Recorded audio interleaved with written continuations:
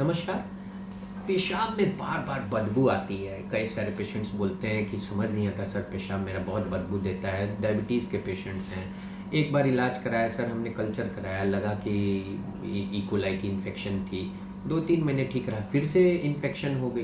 ये क्या चलता रहता है? अगर डायबिटीज़ पेशेंट है, पेशेंट परेशान कि कहीं हमारी किडनियाँ डैमेज ना हो जाए, इतना ज़्यादा एंटीबायोटिक खा रहा हूँ, बार बार इन्फेक्शन हो रही। सर मैं तो पब्लिक टॉयलेट का यूज़ नहीं करता, घर पे ही करता हूँ ज़्यादातर, अपना यूरिन वगैरह तो ऐसा होता नहीं है, फिर क्यों हो रही है हमें? ये प्रश्न बना रह रहा है। कई सारे पेशेंट्स हैं ओल्ड एज के, विशेष तौर पे जो लगातार ऐसे सवालों के साथ मेरे पास आते हैं। अब आपको समझना है कि दरअसल शुगर क्या करता है। अगर आप डायबिटिक पेशेंट्स हो तो शुगर जो एक्सेस होता है वो यूरिन के थ्रू निकलता है, शरीर उसको निकालने की कोशिश करता है। इस निकालने के दौरान यूरिन में शुगर की मात्रा बहुत ज़्यादा हाई होती है।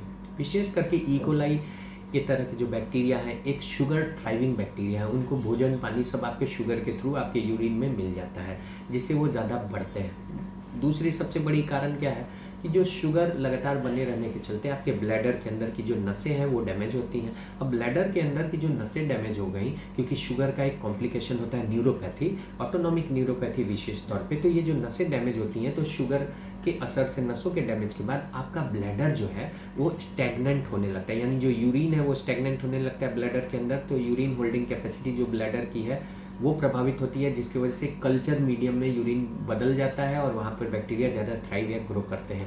मोस्ट इंपॉर्टेंट, इम्यूनिटी लगातार वीक होती है। जो एक आप बोल सकते हैं कि नॉर्मल इंसान और डायबिटीज़ के पेशेंट्स में इम्यूनिटी इतनी वीक हो जाती है, खास करके कुछ पेप्टाइड्स होते हैं जो पेप्टाइड्स यूरिन के अंदर फर्स्ट एंटी माइक्रोबियल एक्शन करते हैं, वो पेप्टाइड्स भी कम हो जाते हैं, जिसका प्रभाव पड़ता है कि लगातार जो शुगर के पेशेंट्स हैं उनको यूरिन इन्फेक्शन बढ़ता है।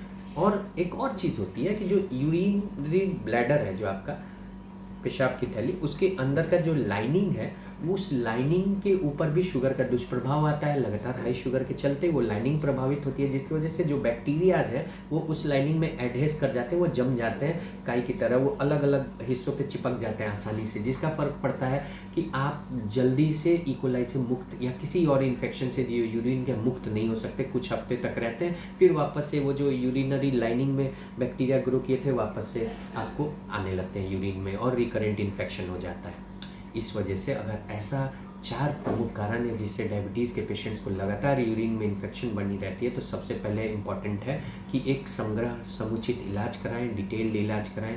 कोशिश करें कि अगर रिकरेंट इन्फेक्शन बार बार हो रही है तो कहीं एंटीबायोटिक रेजिस्टेंस में ना बदल जाए, इसके लिए एक पूरा कोर्स ऑफ एंटीबायोटिक्स लें, सही सटीक एंटीबायोटिक्स लें, पर्सनल हाइजीन पर ध्यान दें, पब्लिक यूरिनल टॉयलेट्स का प्रयोग ना के बराबर करें, बहुत इमरजेंसी हो तो ही करें, वो भी फ्लश करने के पहले और करने के बाद करें। कोशिश करें कि घर में भी साफ़ सफाई रखें, या अपने अगर यूरिन इन्फेक्शन एक अलग से अपना, अगर 2 टॉयलेट है तो अपने लिए एक अलग रखें जहाँ कोई और ना करे।